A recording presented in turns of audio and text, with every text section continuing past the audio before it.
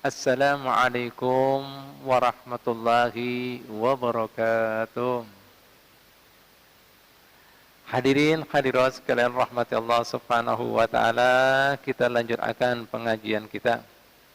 Alhamdulillah, minggu yang lalu kita telah membahas tentang keutamaan bulan Dzulhijjah, wabil khususnya di 10 pertama.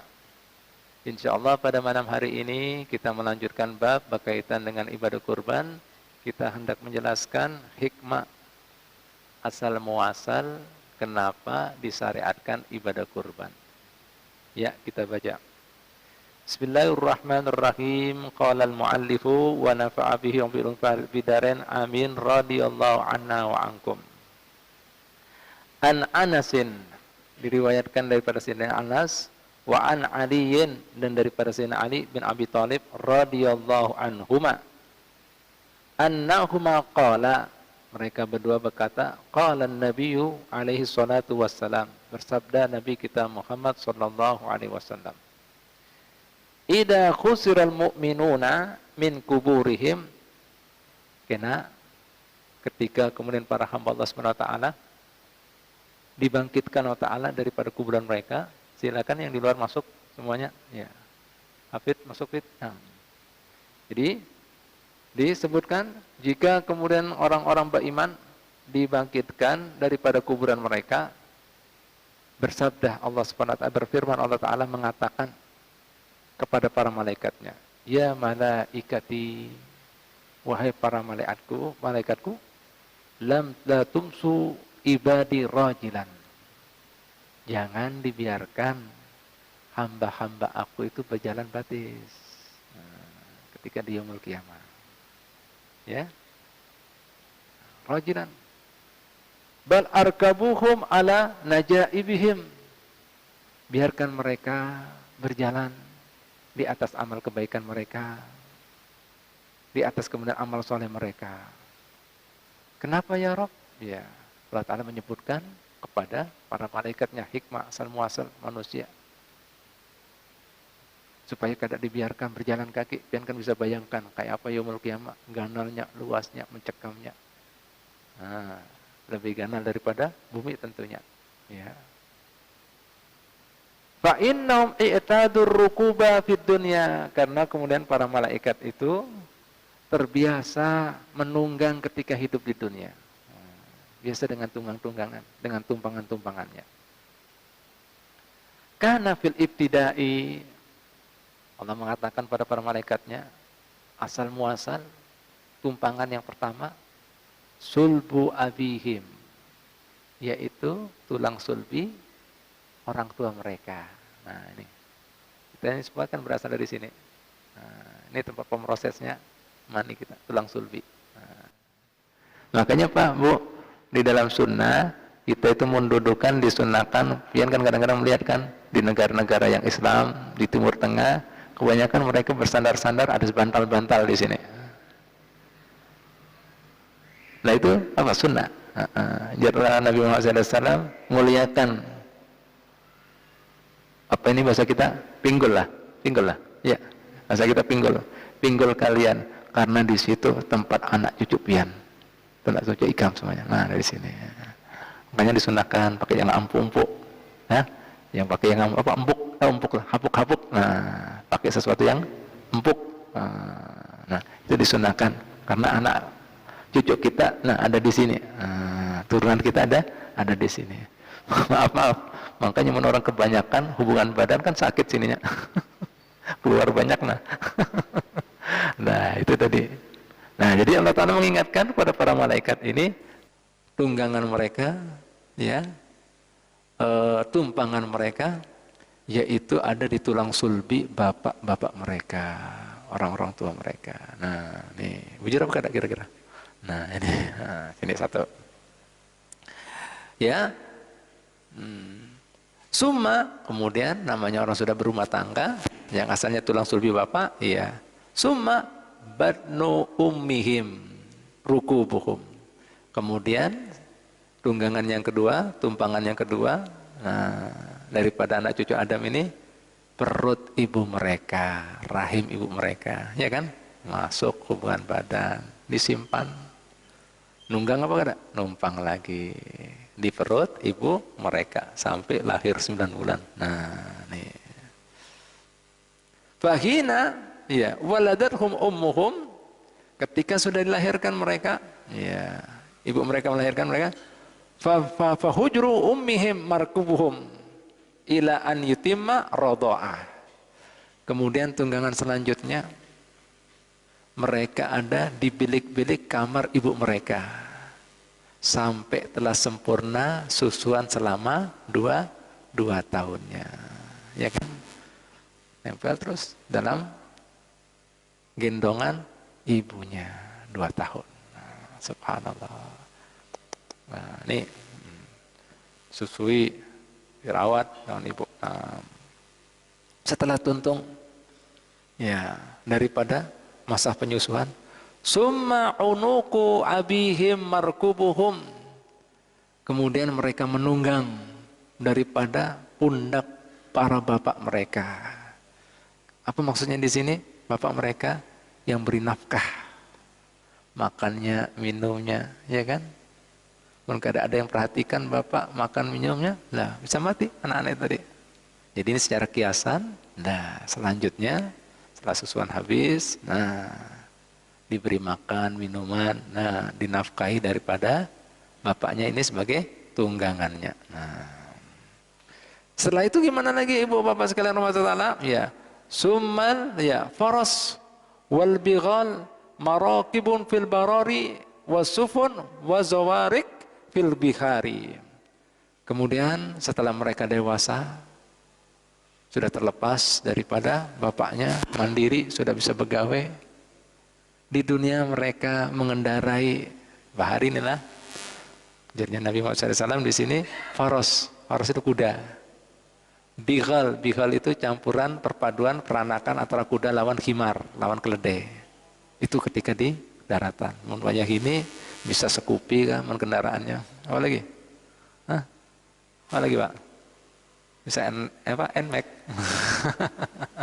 Mun yang roda 4 mungkin apa lagi? Nah, mungkin Honda, Suzuki kan. Nah. Dan kemudian ketika di lautan dengan kapal-kapal mereka, dengan bot-bot mereka, nah, itu tumpangan mereka. Nah, diingatkan malaikat disebutkan nih, hakikatnya manusia kada terlepas daripada tunggangan-tunggangan. Ya, tumpangan-tumpangan. Mulai sejak, nah, di tulang sulbi para bapak. Nah. Wahina matu, diingatkan lagi Allah Ta'ala, para malaikat ini, supaya kada membiarkan hambanya berjalan kaki. Luas ini akhirat, panjang urusannya, ada maksar, ada hisab, ada mizan, ada sirat. Nah, masa berjalan kaki, apa ini? Kada masuk akal, sian. Nah, ini rahmatnya Allah Ta'ala kepada kita manusia. Wahina matu, ketika mereka mati, ya, fa'anaku ikhwanihim, mereka masih menunggang daripada pundak-pundak para saudaranya kaum mukminin. Apa artinya, Pak, Bu? Jika kemudian manusia ini meninggal, menunggang, ya, menumpang di pundak daripada orang-orang yang beriman yang masih hidup, artinya orang yang sudah meninggal kan putus amalannya. Hah? Putus. Mereka wayahini mengharapkan, ya, tumpangan, pertolongan dari mereka-mereka yang hidup daripada istighfarnya, mohon ampunnya, daripada amal solehnya yang dihadiahkannya, daripada sodakonya. Dan makanya baginda Muhammad SAW mengatakan dalam hadisnya, laulal akhya'u lahalakatil amwatu. Mohon bukan karena yang hidup bisa binasa, itu sengsara mereka-mereka yang mati. Mengharapkan. Nah, ini banyak orang-orang kadang-kadang salah memaknai hadis Nabi. Fian kan sering mungkin mendengarkan ada orang-orang yang kada mau memberikan hadiah amalan buat orang yang mati, jarinya sudah putus. Kada mau bertahlil, baca Yasin, kada mau. Dengan dalil hadis Nabi Muhammad SAW, dalilnya bujur tapi salah pahamnya. Ulangi lagi lah ya. Dalilnya hadis tersebut sahih, tapi salah memahami. Apa hadisnya? Mungkin pian-pian sudah sering mendengar, artinya seperti ini. Idza mata ibnu adama in qata amalu illa min talas. Jika meninggal anak cucu Adam, putus itu amalannya kecuali 3 perkara. Nah, ini yang sering diambil, diangkat ya. Ini hadis. Jika meninggal anak cucu putus kecuali 3 perkara. Nah, artinya apa? Kada bisa lagi yang hidup memberikan manfaat pada putus. Kecuali apa? Orang yang mati tadi berisi orang yang dahulunya misalnya orang alim dengan ilmu yang bermanfaatnya. Ya kan? Yang kedua apa lagi? Dengan anak turunannya yang soleh atau soleh yang mendoakannya. Yang ketiga apa lagi? Sedekah jariyahnya. Oh, Pak, udah jelaskan aja ini sampai di sini disebutkan dalam hadis loh ya. Ketika mereka meninggal, tunggangannya, tumpangannya saudara mereka yang hidup. Artinya apa? Menanti kebaikan amal soleh mereka yang hidup. Nah, Habib pernah ketemu orang seperti ini diskusi. Ika mengatakan bahwasannya jika meninggal anak cucunya putus dengan hadis ini. Hadis ini sahih. Tapi salah Ika memahami. Nah, pada seperti itu. Lah, mun seandainya Nabi mengandalkan 3 perkara buat orang yang mati, putus amalannya kecuali 3 perkara. Coba gunakan logika kita aja. Wayakini banyak mana? Jika kandalanya 3 lah ya. Yang pertama, ilmu yang bermanfaat. Tentunya orang yang bermanfaat apa nih? Orang alim. Umipul banyak mana? Orang alim sama orang awam. Hah? Banyak mana? Awam. Berarti putus lalu ya? Putus. Itu kah? Baik. Nah, 1 ya. Ulun takoni pulang inya. Baiklah. Yang kedua, Ika mengatakan putus ya. Nah. Wayah ini yang kedua Nabi mengatakan apa? Anak soleh yang mendoakannya. Banyak mana Haji Zarkasi antara anak soleh sama kada soleh? Masukin. Yang durhaka sama yang soleh banyak mana? Durhaka. Nah, jujur. Nah, bisa dihitung jari. Belum lagi yang kada berumah tangga, kada bisi anak. Ya kan? Biro kada? Hah? Ada yang mati kada bisa anak. Oh ya? Apakah seperti itu agama Islam? Putus lalu lah, putus. Hadis kayak itu. Subhanallah. Yang ketiga letakkan juga apa jadinya? Sedekah jariyah. Aku mau takon nikah banyak mana wajah ini orang bisa bersedekah mazhab berarti orang sugih. Banyak mana orang sugih sama orang miskin? Banyak mana sugih orang miskin? Masih di miskin. Tragisnya seperti itu keajaran Nabi. Putus lalu, putus apa?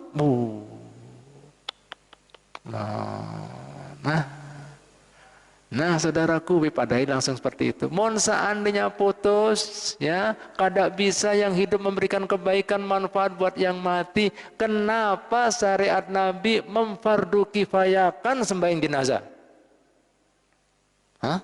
Taulah, bukan sunnah lagi, fardu kifayah Pak. Artinya apa? Kewajiban. Artinya harus ada sebagian kaum beriman, orang yang Islam mengurusi saudara yang sudah mati. Baik mulai mengkafani, memandikan, menyolati, menguburkan. Apabila kada ada dosa sekampungan.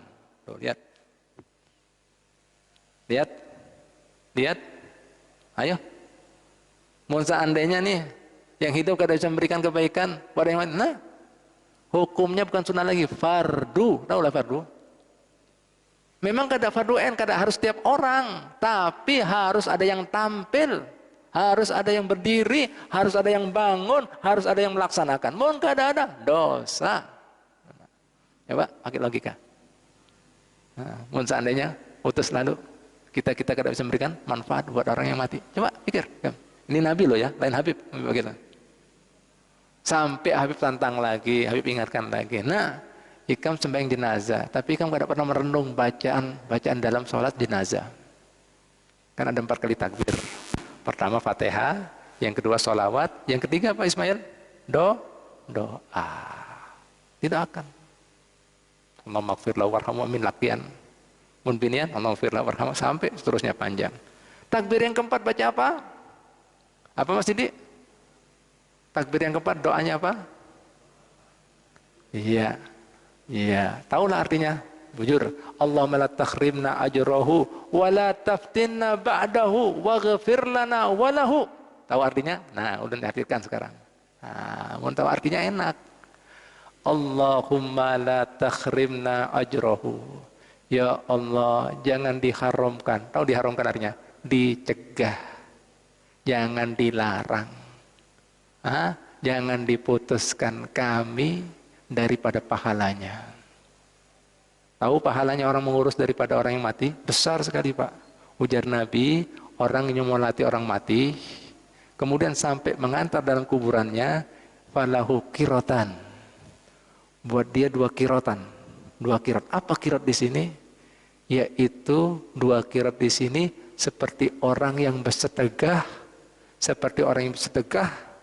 daripada 2 gunung Uhud emas. Pak, Bu, sedekah sebesar gunung emas lagi. Kira-kira adakah orang yang hatinya dermawan seperti itu Mas Didi? Ini la ilaha illallah. Kada jauh-jauh kita hendak mau sedekah aja, yang merah ini jarang keluar. Coba, duit yang paling sering rusak warna apa Pak? Yang 1000. Yang merah itu kada rusak, jarang keluar, jarang dipegang orang. Nah, sehat-sehat. Mohon 1000, 2000, 5000. Nah, semakin naik semakin kuat, semakin bagus betulnya. Begitu kan? Nah, itu. Lihat Pak, lihat Pak. Nah, ini pian kelasnya orang yang mengurus itu tadi, seperti orang bersedekah, sugih dia, berisi 2 gunung Uhud emas, rela dia keluarkan di jalan yang diridhoi Allah Ta'ala. Kira-kira ada yang sanggup yang mana? Jika sugih kayak ini, mikir kan ada lagi. Mikir ada. Nah, 2 gunung Uhud emas Pak, Bu. Lah makanya pian minta pahalanya, ya Allah jangan dicegah kami dari pahala yang seperti itu. La tahrim ajra. Komunikasi Pak, Bu. Mau seandainya kada sampai putus lalu, kenapa pian minta? Dan ini doa diajari Nabi Muhammad. Nabi Muhammad yang mengajari, yang menyebutkan. Tahulah selanjutnya, la tahrim ajra, jangan dicegah kami dari pahalanya tuh. 2 gunung Uhud emas disedekahkan jalan Allah Ta'ala. Yang kedua apa ajarnya lagi? Wala taftinna ba'dahu. Tahu taftinna? Nah, taftinna itu artinya fitnah. Fitnah itu artinya cobaan, ujian. Jangan kami diberi cobaan setelah kematiannya. Artinya apa? Biasa kan orang kadang-kadang pun ada keluarganya yang meninggal. Cobaannya apa Pak? Salah satunya seperti misalnya orang yang begitu cinta, dekat dengan kemudian almarhum atau almarhumah. Begitu dia misalnya terpukul, begitu sedihnya, kadang-kadang sampai sakit, ya kan? Kadang-kadang kemudian begitu kuatnya sedihnya, maaf, pun kadang kuat iman, kadang-kadang bisa berubah pikiran, bisa ketawa sorongan, hihihi, biro kada. Nah ini, jangan kami sampai seperti itu. Artinya kami tahu ini sudah waktunya, ini keputusan pian, ini takdir pian, pastinya pian tahu yang terbaik. Nah, beri hati besar, kesabaran, ketabahan. Mun kada seperti itu, apalagi lagi? Mas Amrozi ujiannya? Urusan warisan, rebutan. Yang asalnya nih bagus hubungan, persaudaraan, gara-gara warisan, hilang itu persaudaraan. Jadi apa? Musuhan. Pian sorongnya. Nih Pak, Bu, itu doanya. Lataftin ba'da waghfir lana, ampuni kan? Walahu, dan dia juga. No. Nih, ada komunikasinya. Ini artinya sampai amalan orang yang hidup kesan yang mati. Lah makanya sampai diingatkan Nabi Muhammad. Nah, ini. Ketika mereka meninggal, maka mereka itu bergantung di pundak daripada saudara-saudara yang hidup. Artinya apa? Menghadangi amal soleh pian, sodako pian, doa pian, istighfar pian. Jelas? Yang putus di sini buat yang mati, karena mati dia putus, kada bisa beramal. Yang hidup bisa memberikan kebaikan. Makanya baginda Muhammad mengatakan apa tadi? Laulal akhya'u. Kalau bukan karena yang hidup, akhya itu jamak daripada hayat. La halakatil, halaka itu artinya binasa. Al amwatu, yang mati itu. Nah, ini Pak dalilnya. Jelaslah kira-kira? Jelaslah kira-kira? Bisa dipahami lah? Nah, nih sampai disebutkan ini diingatkan. Nah, jadi yang bujur itu kita bisa memberikan hadiah baca-bacaan buat yang mati. Dan apapun yang kita baca buat yang mati itu seperti Yasin, tahlil, semua ada dalilnya. Anda tahu? Mau dipanjang lebarkan? Bisa, Habib. Nah, coba Habib sudah jelaskan ya supaya tambah yakin. Yasin yang pertama kita baca ketika kita ada orang meninggal, kita hadiahkan Yasin. Kenapa Yasin? Nabi mengatakan pernah dalam hadisnya, Iqra'u Yasin ala mautakum. Bacakan Yasin atas orang-orang yang sudah meninggal di antara kalian. Yasin qalbul Quran. Ingat, Yasin itu jantungnya Quran, hatinya Quran. Barang siapa yang tulus ikhlas membacanya sekali, itu bobotnya sama dengan 10 kali menghatamkan Quran. Loh. Subhanallah. Nih satu. Kenapa ada la ilaha illallah? Allah Ta'ala berfirman dalam hadis qudsi, la ilaha illallah ghuzni, wa man dakhala fi ghuzni amina min adabi. La ilaha illallah itu bentengnya aku. Barang siapa yang masuk dalam bentengnya aku, aman daripada adab aku. Nah. Jelas? Tuh. Kenapa Pak Bu baca Al-Ikhlas 3 kali? Nah, ada dalilnya. Nabi mengatakan, Qul huwallahu ahad ta'dilu sulusal Quran. Orang baca Qul huwallahu ahad itu bobotnya sama dengan sepertiga Al-Quran. Mohon sepertiga dibaca 3 kali berarti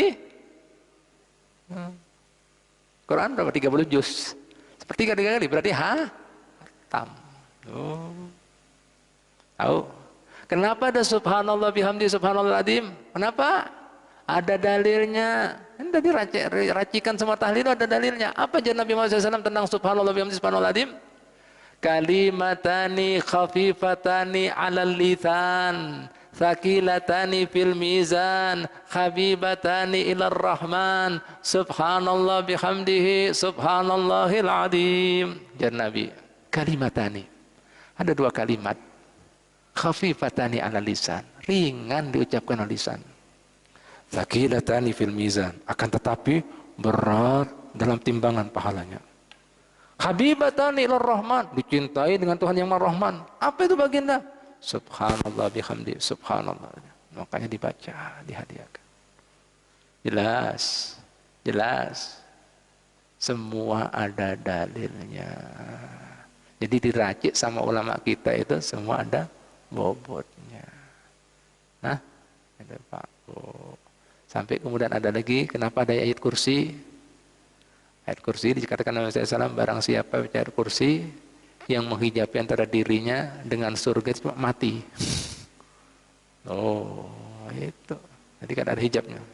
Cuma masih hidup aja, mau mati dia masuk surga. Nah, ini Pak Bu, semua ada dalilnya. Jelaslah?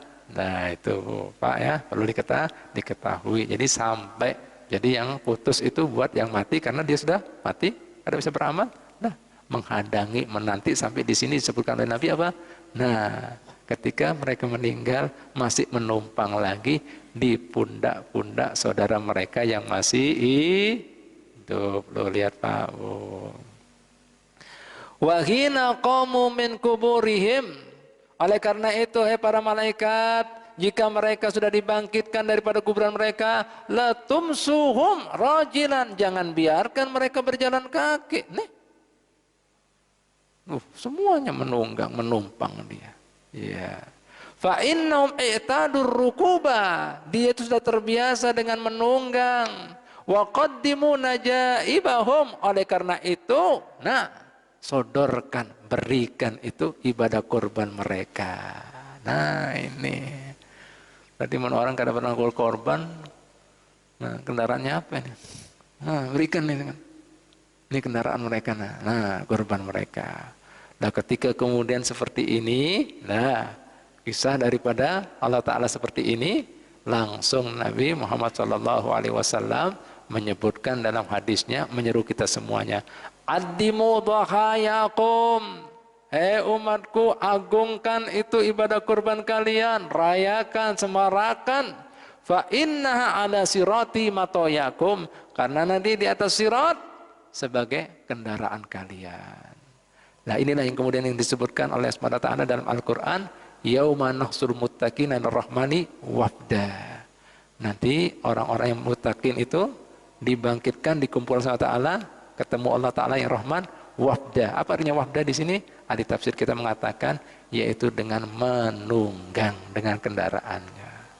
Nah, nah ini ayat Al-Qur'annya. Apa tadi Qur'annya?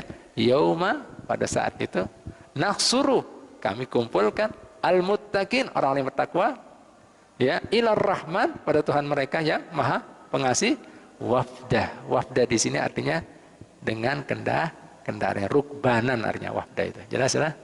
Nah, wafda itu artinya rukbanan. Nah, jadi seperti itu Pak ya, asal muasal hikmah daripada ibadah kurban. Nah, oleh karena itu, nah Sayyidina Abdullah bin Abbas mengingat pentingnya ibadah kurban dan mengingat pahalanya yang luar biasa, sampai-sampai beliaunya mengatakan, ya, apabila kaum fuqara dan masakin kadang kala memotong ontanya, kadang kala juga memotong daripada sapinya, dombanya, kambingnya, beliau menganjurkan binatang ternak yang lainnya, meskipun seperti kelas angsanya kah, bebeknya kah, ayamnya kah, itiknya kah, entoknya kah. Jadi yang jadi pertanyaan wajah ini, pian kelas apa? kelas onta kah? Kelas sapi, kelas kambing, tak kelas itu. Nah, enak. Maka ingat ya, ini di madhabnya Imam Syafi'i, nanti insya Allah minggu depan kita bahas ya. Hukumnya sunnah mu'akkadah alal kifayah. Ya. Tapi di madhab lain seperti Imam Abu Hanifah mewajibkan. Ya. Kenapa sampai mewajibkan Imam Abu Hanifah? Ya, karena hadis-hadis Nabi SAW cukup tegas. Ada hadis Nabi SAW, Habib pernah baca, berbunyi seperti ini. Man kanat lahu sa'atan, barang siapa yang diberi kelapangan rezeki, falam yudhahi, kemudian dia tidak berkorban, fala yuqarribanna musallana, jangan dekat-dekat dengan musalla kami, dengan rumah ibadah kami. Ada hadis yang lain lagi, ya, yang lebih kemudian cukup tegas warningnya, peringatannya. Ujar Nabi, man shalla bi sholatina, siapa yang sholat dengan sholat kita, wa nasaka nusukana, dia beribadah haji seperti ibadah haji kita, ya, fahuwa minna, maka dia termasuk golongan kami. Wa man lam yusalli sholatana, barang siapa yang tidak sholat seperti sholat kami, walam yudhahi, dan kemudian dia tidak berkorban, falaisa minna in kana khoniyan, maka dia bukan daripada golongan kami jika dia orang yang sugih. Ya Allah. Jadi ada kan orang kadang-kadang sembahyang, puasa, zakat, ya, paham ya? Jarnya Nabi SAW, ya, tapi dia tidak berkorban, bukan golongan kami. Jadi gayanya kayak gayanya maksudnya apa? Nah, ibadah internet. Nah, gimana siapa kemudian yang dikatakan mampu? Nah, ini perlu diketahui. Masa ibadah kurban itu 4 hari, yaitu tanggal 10, 11, 12, 13 sampai hari at-tasyrik. Jika kemudian di antara kita berisi kelebihan rezeki cukup untuk dirinya dan keluarga yang wajib ditanggungnya, itu berarti mampu. Ayo kira-kira banyak yang mampu apa yang tidak mampu nih? Ayo, angkat tangan.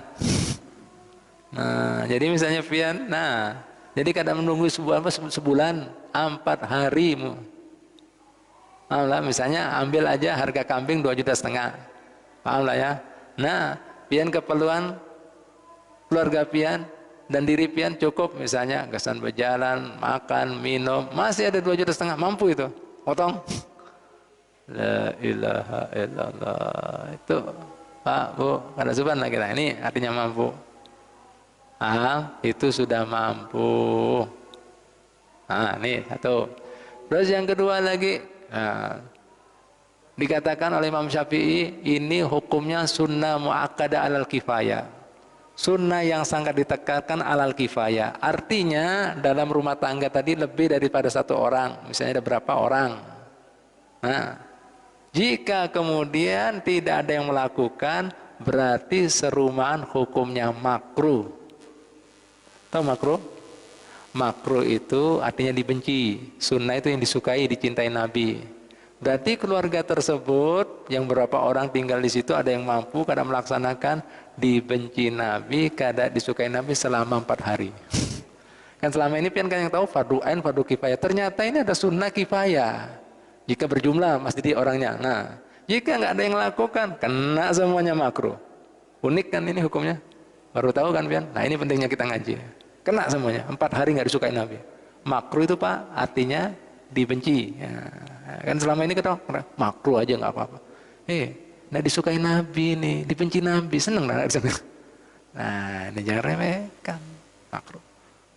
Nah, apabila pian sorongan mampu, ya kena, namanya sunnah ain.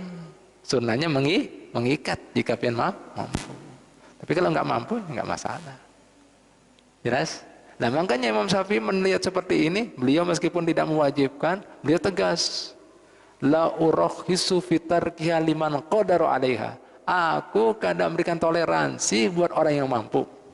Apakah dia orang desa, orang kota, musafir, mukim, laki, bini, ada. Nah, sampai seperti itu. Itu tadi, mun kada mampu, yaitu Imam siapa?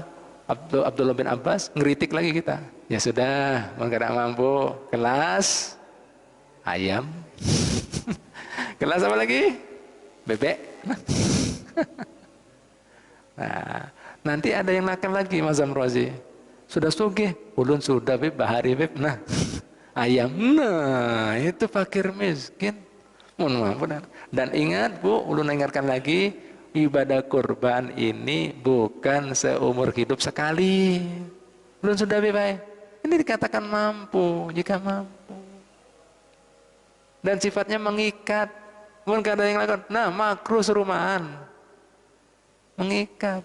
Nah, kalau misalnya ada yang lakukan, gugur kesunahan, tapi pahalanya bersama. Ya, yang mau korban dong, yang korban melakukan duit, jelas. Nah, makanya kalau seandainya pian kepingin berpahala bagi-bagi boleh. Nah, untuk siapa ini korbannya? Dihadiahkan loh. Nah, buat saudara kah, siapa? Boleh. Alhamdulillah. Nah, itu tadi. Tapi kalau misalnya kita misalnya mengorbankan bukan kerabat kita, ya, bukan kemudian misalnya anak bini kita, disunnahkan minta izinnya, beritahu. Kan kadang-kadang orang kan tersinggung. Alhamdulillah ya. Kadang-kadang dia ngerasa ini urusan aku, ibadah aku mendekatkan diri pada Ta'ala. Disunnahkan tahu. Jelas Pak ya, Bu ya. Nah, insya Allah minggu ini kita akan jelaskan permasalahan hukumnya sudah. Lawan sunnah-sunnahnya ibadah kurban. Insya Allah kita lanjutkan lagi.